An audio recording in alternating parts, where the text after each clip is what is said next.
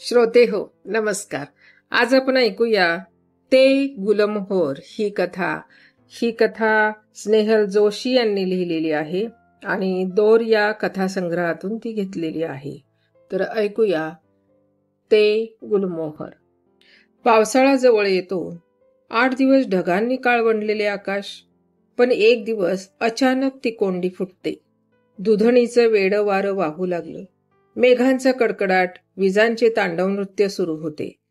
कानठळ्या बसणारे ते आवाज, मुसंड्या मारीत एखाद्या मारकुट्या बैलाने धावावे ना, अगदी तसाच माळ रानावरून शिंग रोखीत येणारा पाऊस चर्चच्या आवारात घुसतो. वाऱ्याचा धुतकार आता वाढतो. त्याचा धुतकार माळ रानामध्ये घुमतो. त्या धुतकाराला साथ देत चर्चच्या आवारातील झाडं नाचू लागतात. गुलमोहर चित्कारतात. चर्च भोवतीचं त्यांचं कडं आणखीनच अभेद्य वाटतं. मृतात्म्याने धिंगाणा घालावा ना, अगदी तसाच त्यांचा थैथयाट चालतो. त्यांच्या त्या लालभडक जिभा, खदिरांगारासारखे डोळे सारेच विलक्षण असते. टॉवरमधील घंटा घणघणते. त्या वादळात तिचा येणारा आवाज विलक्षण कापरा वाटतो. पाऊस जोरात कोसळत राहतो. वारा थांबतो. गुलमोहराची फुले पाण्याबरोबर वाहू लागतात. लाल भडक रक्तासारखं पाणी वाहू लागतं आणि मग बघता बघता सारं शांत होतं. एक सुरी पावसाची रिपरिप तेवढी राहते. दुधणीतील पावसाची सुरुवात ही अशी. पण आज अजबच घडलं होतं. आज शांतपणे अचानक पावसाची सुरुवात झाली होती. आवाज नाही की गडगडाट नाही. विजेचे थैमान नव्हते. पावसाचे रौद्र स्वरूप मदर शैलांना परिचित होतं. पण पावसाची ही छुपी सुरुवात. मदर शैलाचे लक्ष त्या गुलमोहरांकडे गेलं. ते वृक्ष आपल्या हालचाली न्याहाळत आहेत असा मदर शैलांना भास झाला आणि त्यांचं अंग शहारलं. खरं म्हणजे त्या गुलमोहरांकडे बघण्याचं त्या नेहमी कटाक्षानं टाळत. उन्हाळा आला की विशेष करून. पण एखादा आपल्या हालचाली चोरून बघतोय असं वाटलं की तो बघतोय की नाही हे पाहण्यासाठी आपण एखादा तरी कटाक्ष टाकतोच. मदर शैलाचे असेच व्हायचे. आणि मग त्या गुलमोहरात होणारे बदल, त्याची नोंद मन नकळत टिपायचे. अगदी नकळत मदर शैलांनी त्यांच्याकडे कटाक्ष टाकला. फुललेले ते गुलमोहर औत्सुक्याने त्यांच्याकडे पाहत होते. छद्मीपणे हसत होते. वारा जरासाच होता, पण भरभरून फुलांची बरसात करत गुलमोहर उभे होते. चर्चच्या वाटेवर लालभडक फुलांचा सडा पडला होता. ती लालभडक वाट त्यांना नको त्या आठवणी करून देत होती. नको ती दृश्य डोळ्यांसमोर येत होती. त्या लालभडक वाटेकडे पाहताना त्यांच्या मनात आलं, उद्या खाली पडलेल्या ह्याच पाकळ्या पाण्याबरोबर वाहू लागतील. रक्ताच्या थारोळ्यासारखं दिसणारं हे पाणी कुठेतरी साचेल. त्यांच्या अंगावर भीतीनं काटा आला. समोरच्या भिंतीवरचे फडफडणारे कॅलेंडर तेवढ्यात खिळ्यातून निसटले आणि नेमके त्यांच्या पायाशी येऊन पडले. उद्या 11 जून. जणू तेही त्यांना आठवण करून देत होते. वेड्यासारख्या कॅलेंडरकडे पाहत त्या सुन्नपणे बसून होत्या. ॲना वरांड्यातील दिवा लावण्यासाठी आली आणि मदर शैलांना असं बसलेलं पाहून म्हणाली, ही हाक नाही का मारायची? असे वाऱ्या पावसात बसून आजाराला निमंत्रण का द्यायचे? आणि ती व्हीलचेअर घेऊन आली. तिच्या मदतीने त्या खुर्चीत बसल्या. नेहमी स्वतः त्या व्हीलचेअर चालवायच्या, पण आज अंगात ताकदच उरली नव्हती. ॲना खुर्ची ढकलत आत घेऊन गेली. उद्या शाळेचा पहिला दिवस होता. मदर शैला शाळेच्या प्रिन्सिपल या नात्याने स्वतःला कामात बुडवून घेणार हे ठरलेलेच होते. गेली 20 वर्ष ॲना हे पाहत होती. शाळेच्या सुरुवातीची वर्ष नवीन शाळा म्हणून मदर शैला धडपडल्या होत्या. मधली वर्ष शाळेची भरभराट व्हावी यासाठी धडपडण्यात गेली होती. जेवणं आटपली. मदर शैला आपल्या खोलीत गेल्या. येशूचे नाव आणि झोपेची गोळी यामुळं मन स्वस्थ राहणार होतं. झोप लागणार होती. आज त्यांना शांत झोप हवीच होती. बघता बघता पापण्या जड झाल्या. तरीही त्या अर्धमिटल्या पापण्यातून समोरचे औत्सुक्याने पाहणारे गुलमोहर त्यांना दिसत होते. गुईंग गुईंग माळरानावरून येणारं ते वारं. शैला पळत होती. पळता पळता धडपडत होती. पण समोरच्या आवाराभोवतीचे ते दाट कुंपण, आत असणारी कुठली तरी रानटी वेल, ते निवडुंग, त्यावेळी त्यांची ती भयावह वाट. पण शैलाचं त्याकडे लक्षच नव्हतं. एकदाची एक पाऊलवाट आढळली आणि शैला धावत सुटली. धावताना तिचं लक्ष त्या आवारातील झाडांकडे गेलं. वृक्ष वेलींची इतकी दाटीवाटी होती की सूर्याची किरणं तिथं पोहोचू शकत नव्हती. ते गुलमोहरही तिथंच होते. दाटीवाटीने उभे राहून हातांचं कडं करून ते दबा धरून बसले होते. त्यांचे शेंडे वाऱ्यावर घुसळत होते. पाकळ्यांचा सडा खाली पडत होता. लाल भडक रक्तासारखी फुलं. मनातून शैलाला भीती वाटत होती, पण तरीही ती पुढे जात होती. माधवची हाक कानावर यावी म्हणून ती आतुरली होती. तिचे डोळे त्याला शोधित होते. त्या भयानक जागी तो तिला एकटीला सोडणार नाही याची शैलाला खात्री होती. म्हणूनच ती जीव मुठीत धरून चालली होती. आणि तेवढ्यात त्याच्या हाका कानावर आल्या. त्या आवाजाच्या दिशेने ती धावत सुटली. आजूबाजूला दाटलेली ती संध्याकाळ, ती भयावह जागा, पण त्याच्या स्पर्शानं जीव शांत झाला. भीती नाहीशी झाली होती. आकाशात दाटून आलेले मेघ चर्चच्या टॉवरभोवती घुटमळत होते. एकाएकी सृष्टीचं रूप पुन्हा बदललं. वादळापूर्वी शांतता पसरते, अगदी तशीच नीरव शांतता पसरली. भीतीची एक लकेर तिच्या रोमारोमात भिनली. ढगाळलेल्या आकाशात धावपळ सुरू झाली. मेघ परस्परावर आपटत थैमान घालू लागले. वेडे वारे घोंगावत होते. त्याचा धुतकार माळरानामध्ये घुमला आणि चर्चच्या घुमटाशी तो झुंबू लागला. घुबडाच्या धुतकारासारखे अनेक स्वर माळरानावरून येत होते. झाडं गदगदत होती. एकमेकांना मिठ्या घालून बसलेल्या गुलमोहरांच्या फांद्या टाळ्या पेटीत होत्या. चमत्कारिक चित्कार करीत त्यांचे शेंडे घुमत होते. आपले लालभडक जिभा आणि खदिरांगारासारखे लाल डोळे दाखवून गुलमोहर तिला भेडसावत होते. मघा बागडणारे प्राणी पक्षी सारं कुठं गडप झालं होतं. ओरडत होते फक्त बेडूक.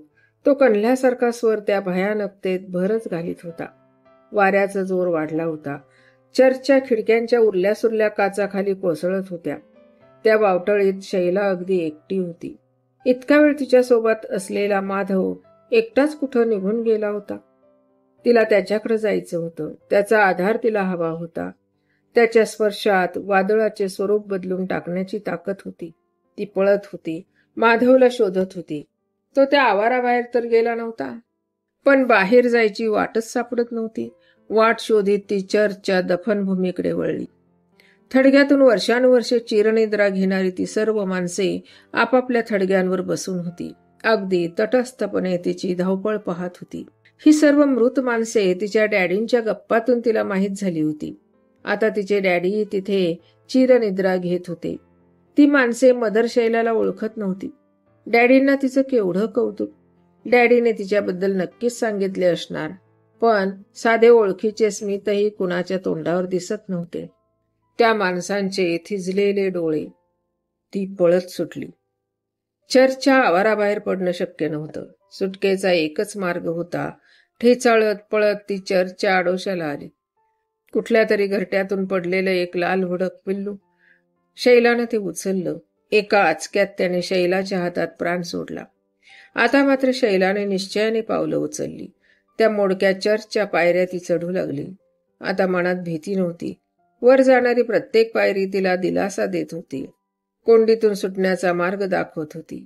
चर्चचा तो गोल जिना. वेड्यासारखी ती धावत होती. अंधारात लपलेली वटवाघळे फडफडत अंगावर आली तरी ती घाबरली नाही. ती घुमटाशी आली. चर्चच्या भिंतीचा आधार घेत तिनं खाली पाहिलं. खाली पडलेला लाल भडक रक्तासारखा दिसणारा गुलमोहरांच्या पाकळ्यांचा सडा. पण तरीही तिचा निश्चय कायम होता.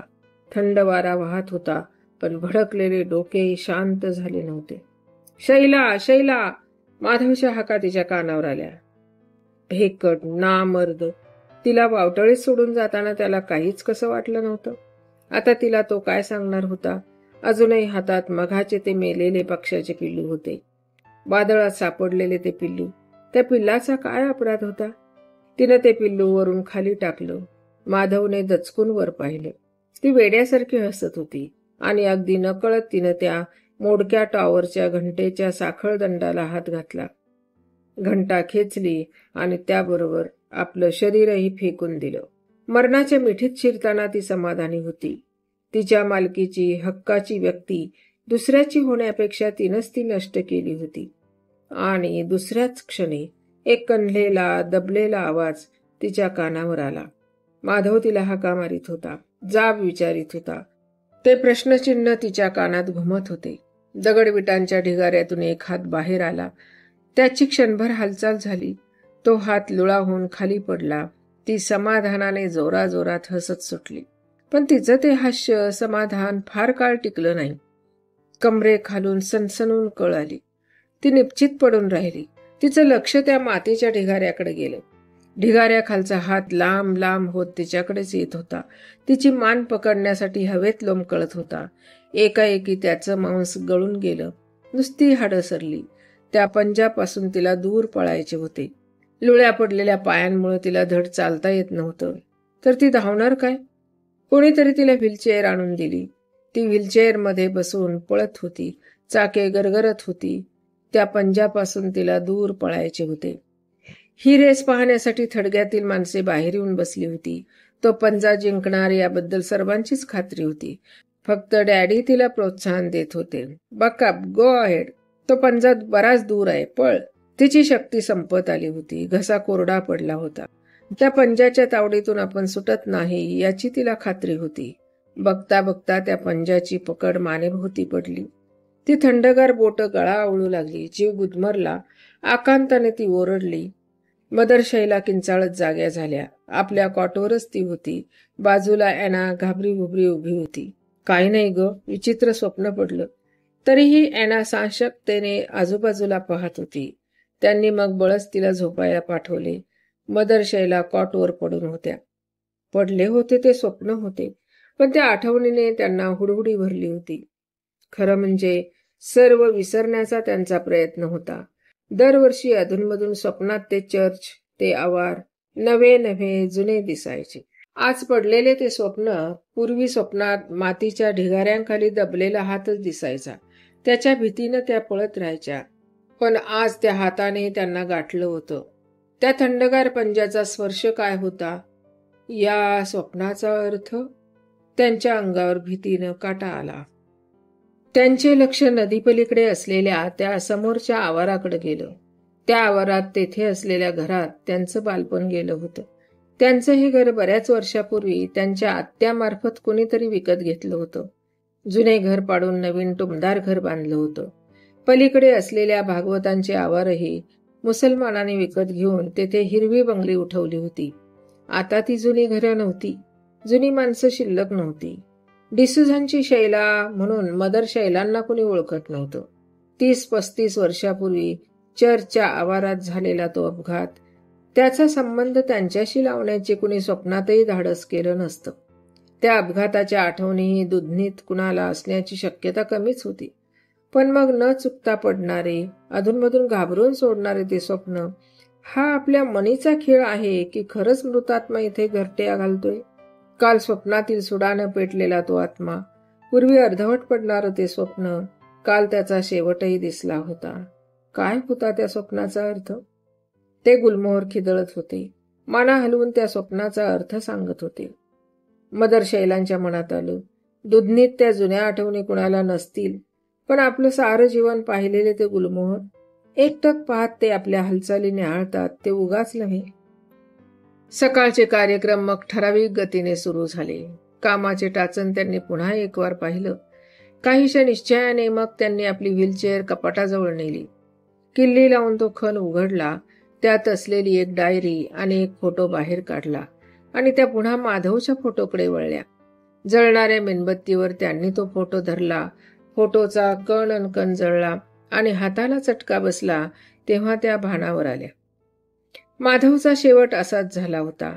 वारा आला, मेणबत्ती विझली, फोटोची राख त्यांच्या केसात, तोंडावर उडाली. शहारून त्या मागे झाल्या. कोणीतरी ओरडून त्यांना सांगत होते, नैनम छिंदती शस्त्रानी नैनम दहती पावकः. निदान आपल्या आयुष्यातील हे गुपित तरी मागे राहायला नको. आणि मग एका आवेशाने त्या जुन्या डायरीची पिवळी पडलेली पानं फाडू लागल्या.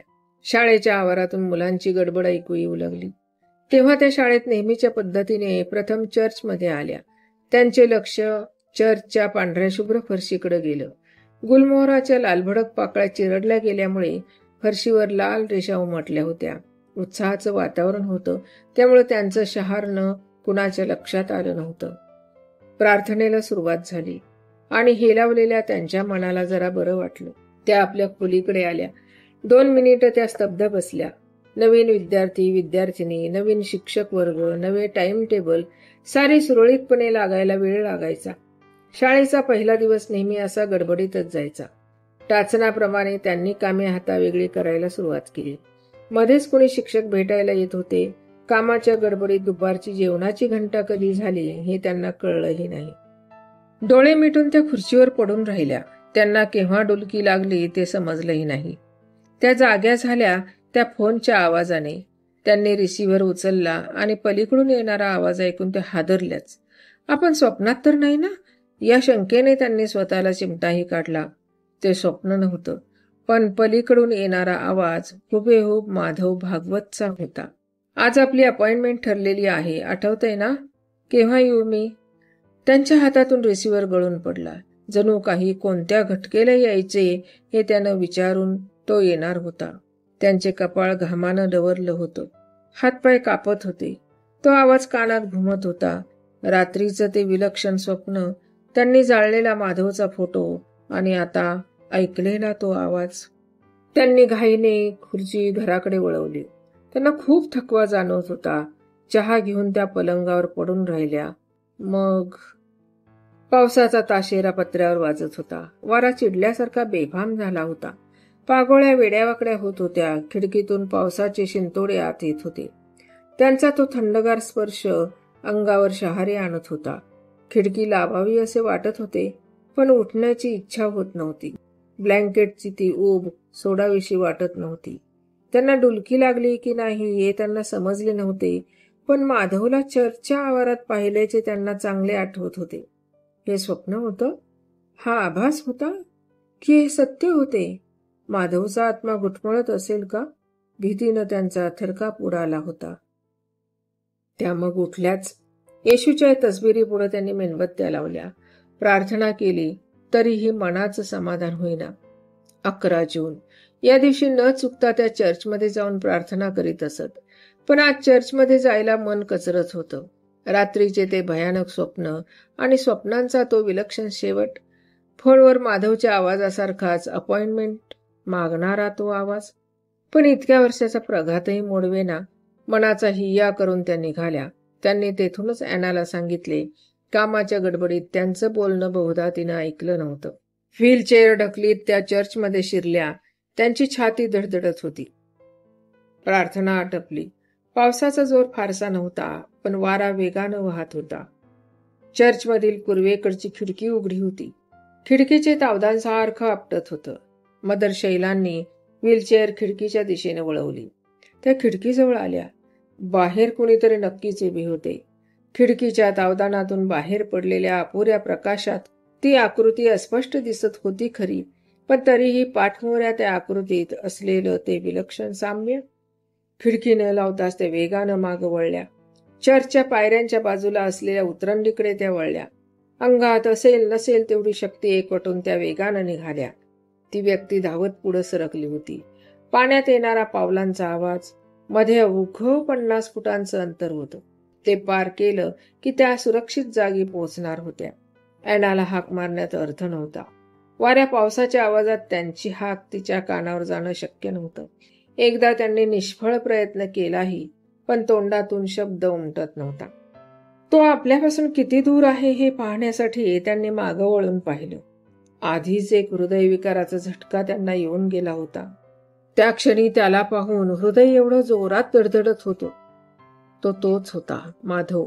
पूर्वी स्वप्नात दिसणारा पंजा, पण कालच्या स्वप्नात त्या पंजाने त्यांच्या गळ्याभोवती आपली बोटं रोवली होती. आपली सुटका नाही हे मदर शैलानं उमगले होते, पण तरीही जीवाच्या कराराने त्या व्हीलचेअर जोरात चालवित होत्या. मध्येच मागं वळून पाहत होत्या. तोही वेगानं धावत होता. आणि तेवढ्यात खुर्चीला ठोकर लागली. त्या उडाल्या. अर्धवट बेशुद्धावस्थेतही तो जवळ आल्याचे त्यांना जाणवले. डोक्याजवळ काहीतरी चिकट जाणवत होते. गुलमोहराच्या पाण्याबरोबर वाहणाऱ्या पाकळ्या आपल्या भोवती जमल्याचे समजत होते. ते लाल भडक थारोळे. तो खाली वाकला. त्याचा चेहरा त्यांना आता स्पष्ट दिसत होता. त्याने मानेभोवती हात घातला. भीतीने त्यांचे शरीर पार आक्रसले होते आणि अगदी दुसऱ्याच क्षणी त्यांनी आपले डोळे मिटले. गावात बातमी पसरली होती आणि शाळेशी संबंधित असलेल्या अनेक व्यक्ती तिथं हजर झाल्या. बाळ भागवत दुधणीत नवीन होता. तो तसा कुणालाच ओळखत नव्हता, पण बाहेर कुजबूज चालली होती. प्रत्येक जण मधूनच त्याच्याकडे पाहत होते. प्रत्यक्ष अपघात झाला त्यावेळी तो एकटाच तिथं होता. सूड सूड घेतला माझा, शेवटी मी सापडलेच. त्या पंजाच्या तडाख्यातून माझी सुटका नव्हती. मदर शैला त्याच्याकडे पाहून भीतीनं बरळल्या होत्या. घरातील त्या बाईनं हे ऐकलं असेल का? पोलिसांच्या जबानीत तिने हे सांगितलं तर? मदर शैला आपल्याला दुसराच कुणी समजल्या नसतील ना? यातून सही सलामत सुटलो की बरं. बाळ भागवतच्या मनात असे विचारांचे काहूर उठले होते. पोलीस पंचनाम्याची सुरुवात झाली. पाऊस आता पूर्ण थांबला होता. बाहेर दिव्याच्या उजेडात अपघाताची जागा, उलटलेली व्हीलचेअर पाहून झाल्यावर जबानी घेण्यात आली. पहिली जबानी झाली ॲनाची. बाळ भागवत शांतपणे बाजूच्या खुर्चीवर बसून होता. पोलीस इन्स्पेक्टरने ॲनाला विचारले, मदर शैलांना जिवंत असे शेवटी तुम्ही केव्हा पाहिलेत? शेवटच्या घटकेपर्यंत तर मी बाजूलाच होते. त्यांनी पाणी आणायला सांगितले. मी 4 पावले गेले असेल नसेल तेवढ्यात त्यांनी प्राण सोडला. मी पाणी घेऊन आले तेव्हा मान कलती झाली होती. त्यांच्या चेहऱ्यावर भीती होती. मी पाणी मारले पण सारं संपलं होतं. मदर शैला कशाला एवढ्या घाबरल्या होत्या सांगू शकाल? इन्स्पेक्टरने विचारले. कोण जाणे, शेवटी त्या असं बरळत होत्या. सूड सूड घेतला माझा, शेवटी मी सापडलेच. त्या पंजाच्या तडाख्यातून माझी सुटका नव्हती. कदाचित मृत्यूच दिसला असावा त्यांना. त्यांच्याबरोबर मी चर्चमध्ये गेले असते तर कदाचित हा अपघात टळलाही असता, असे म्हणून ॲना रडू लागली. बाई, रडू नका. आता मला सांगा की त्यांना शेवटी चांगल्या स्थितीत तुम्ही केव्हा पाहिले? सकाळपासून तशा चांगल्याच होत्या. काल स्वप्न पडून किंचाळत उठल्या होत्या. त्यामुळे बहुधा रात्री नीट झोप झाली नव्हती. चेहरा थकलेला वाटत होता, पण बाकी ठीक होत्या. शाळेचा पहिला दिवस त्यामुळे काम भरपूर होते. संध्याकाळी शाळेतून आल्यावर चहा घेऊन त्या बाहेर पडल्या. मी घरात काम करत होते. स्टोव्हच्या आवाजात, पावसाच्या नादात त्या कदाचित चर्चमध्ये प्रार्थनेला जाताना सांगून गेल्याही असतील, पण मला ऐकू आले नव्हते खरे. नाहीतर ॲनाने पुन्हा डोळ्यांना रुमाल लावला. चर्चमध्ये रोज रात्री प्रार्थना करण्याचा त्यांचा प्रघात होता का? सर्वांना याची माहिती होती का? इन्स्पेक्टरने आपली धारदार दृष्टी बाळ भागवतकडे वळवली. रोज त्या चर्चमध्ये रात्री अशा जात नसत. मनस्थिती ठीक नसली की त्या जायच्या एवढं मात्र नक्की. शाळेचा पहिला दिवस किंवा कधीमधी स्वप्न पडून त्या किंचाळत जाग्या झाल्या की दुसऱ्या दिवशी रात्री चर्चमध्ये बराच वेळ प्रार्थना व्हायची. बरेच वेळा अशा प्रसंगी मी गेली त्यांच्याबरोबर. आपल्या स्वप्नाबद्दल त्यांनी तुम्हाला कधी सांगितले? काहीतरी भीती त्यांना नक्कीच वाटत होती. इन्स्पेक्टर खोदून विचारलं. ॲनाने नकारार्थी मान हलवली. त्यानंतर बाळ भागवतची जबानी सुरू झाली. इन्स्पेक्टरने नावापासून सुरुवात केली. काय नाव तुमचे? बाळ माधव भागवत. इन्स्पेक्टर काही विचारण्यापूर्वी त्याने खुलासा केला. मी जन्माला येण्यापूर्वीच माझे वडील वारले, त्यामुळे माझे नाव ठेवलेले नाही. त्याला अपेक्षित असाच दुसरा प्रश्न होता. अशा अवेळी तुम्ही चर्चच्या आडोशाला या शाळेच्या आवारात काय करत होतात? सर्वच सांगतो तुम्हाला. या गावात मी नवीन आहे. येथील ॲल्युमिनियमच्या कारखान्यात इंजिनियर म्हणून नव्याने आलोय. आज एक यंत्र बिघडलं. आम्ही तिघे चौघे ते दुरुस्त करीत थांबलो होतो. माझ्या बरोबरीचे आपापल्या वाटेने गेले. मी पुढे निघालो. उशीर झाला होता म्हणून मी झपाट्याने चालत होतो. कधी कधी मी कामाच्या नागात कारखान्यातही रात्र काढतो. याची बायकोला सवय आहे. या गावात तीही नवीन, त्यामुळे वाटत होतं की घरी लवकर पोहोचावे. पण तेवढ्यात पाऊस वाढला. माळरानावरून येणाऱ्या वाऱ्याने माझी छत्री उलटी झाली. चालणंही शक्य नव्हतं. म्हणून मी चर्चच्या आडोशाला आलो. बाळ भागवत एवढं बोलून थांबला. बरं, मग पुढे? इन्स्पेक्टरने विचारले. पुढं काय? ज्या चर्चच्या खिडकीजवळ मी उभा होतो ती खिडकी उघडी होती. मदर शैला बहुधा ती लावण्यासाठी आल्या आणि मला पाहून दचकल्या. एखाद्या तिराहिताला असे रात्रीच्या वेळी पाहून दचकणं अगदी स्वाभाविक आहे. त्या घाईनं चर्चमधून निघाल्या. त्या बेताच्या उजेडात व्हीलचेअर ढकलणं त्यांना कठीण जात होतं. वारा, पाऊसही होता. त्यांना मदत करण्यासाठी मी पुढं झालो. त्या वेगानं जात होत्या. मी त्यांना हाका मारल्या. त्या विलक्षण वेगानं चालल्या होत्या. अपघात होईल या भीतीनं आम्ही त्यांच्या मागोमाग निघालो. जरासा धावलोही, पण ज्या गोष्टीची भीती वाटत होती तेच घडले. खुर्चीला ठोकर लागली. मदर शैला खुर्चीतून उडाल्या. मी त्यांना उचलले, घरात आणले. माझ्या ओरडण्याने या बाई बाहेर आल्या. पुढचं सर्व तुम्हाला माहीतच आहे. बाळ भागवतची जबानी संपली. डॉक्टरांचे जाब जबाब झाले. मदर शैलांना आलेला हृदयविकाराचा झटका, पंगुत्व, एका डोळ्यात वाढलेला मोतीबिंदू, गुलमोहराची बाहेर आलेली मुळं, अपघाताची शक्यता नाकारता येत नव्हतीच. डोक्याला झालेली जखम आणि वीक हार्ट यामुळं ताबडतोब मृत्यू येणं कसं स्वाभाविक होतं तेही डॉक्टरांनी पटवून दिलं आणि मगच बाळ भागवतला घरी जाण्याची परवानगी मिळाली. आपल्याला मदर शैला दुसरंच कुणी समजत होत्या का? त्या एवढ्या का घाबरल्या? त्यांना उचलून नेताना मानेखाली हात घालून त्याने उचलले होते. मदर शैलांनी घाबरून डोळे मिटले होते. घरातही शेवटच्या क्षणी डोळे उघडल्यावर त्यांनी माधव म्हणून हाक मारली होती. लहानपणापासून वडील हे एक मोठे प्रश्नचिन्ह होते. मामा किंवा त्याची आई कधीही त्याच्याबद्दल बोलत नसत.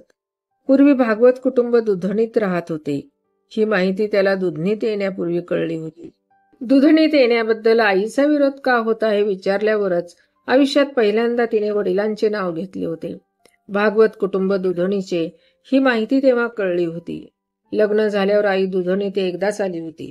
सासूबाईंनी तिची 2 महिन्याची ओटी भरली होती आणि अगदी त्याच दिवशी वडिलांचा अपघाती मृत्यू झाला होता. बोलण्याच्या ओघात आईनं हे सांगितलं होतं. तरीही वडिलांबद्दल फारसं ती बोलली नव्हती. घरात त्याच्या वडिलांचा एकही फोटो नव्हता. एकदाच त्याची आत्या त्याला भेटली होती. आपण हुबेहूब वडिलांची प्रतिकृती आहोत हे तिच्याकडून त्याला कळलं होतं. पण दुधणीत आल्यावर तू माधव भागवतांचा मुलगा का असं कुणी त्याला विचारलं नव्हतं. आणि मदर शैलांनी नेमकी त्याला माधव म्हणून हाक मारली होती. ती वडिलांना ओळखत होती का? पण वडिलांना तेवढी का घाबरत होती? किती आपल्याला त्यांचं भूत समजली होती? काय रहस्य होतं हे विचार करीत तो चालला होता. मदर शैलांच्या मृत्यूला कारणीभूत झाल्यामुळे मनाला हुरहुर लागली होती. मनात उगाचच अपराधी भावना होती. गुलमोहरांच्या फुलांची पखरण तुडवीत तो चालला होता. चर्चच्या आवारातील जुनी झाडं गदगदून हलत होती. उरल्या सुरल्या फुलांचा सडा त्याच्या अंगावरून खाली पडत होता. प्रत्येक पाकळी आपल्या स्पर्शाने लहानपणी ऐकलेल्या असंबंध वाटणाऱ्या गोष्टींचा अर्थ लावू पाहत होती. सांगत होती. त्या पाकळ्यांचा ओशट स्पर्श मदर शैलांच्या जखमेतून वाहणाऱ्या रक्ताची आठवण करून देत होता. चर्चच्या आवारातून बाहेर पडताना त्याने मागे वळून पाहिलं. ती गुलमोहराची झाडे त्याच्या हालचाली निरखून पाहत असल्याचा भास त्याला झाला. मघा सुडाने पेटल्यासारखी वाटणारी ती झाडं, त्यांचे गदगदून हलणारे शेंडे सारे आता शांत झाले होते. मधूनच फांद्यांचा, पानांचा चमत्कारिक आवाज येत होता. कोणाच्या तरी विकट हास्यासारखा. सुडाने पेटलेला माणूस तृप्त व्हावा ना, तसंच ते हास्य होतं. तो आवाज भयानक होता. मनात येणारे विचारही तेवढेच विलक्षण होते. बाळ भागवतनं त्या साऱ्यांकडे पाठ फिरवली आणि घराच्या ओढीनं तो झपाझप चालू लागला. कशी वाटली कथा? आवडली असल्यास लाईक करा, शेअर करा आणि सबस्क्राईब करा. धन्यवाद.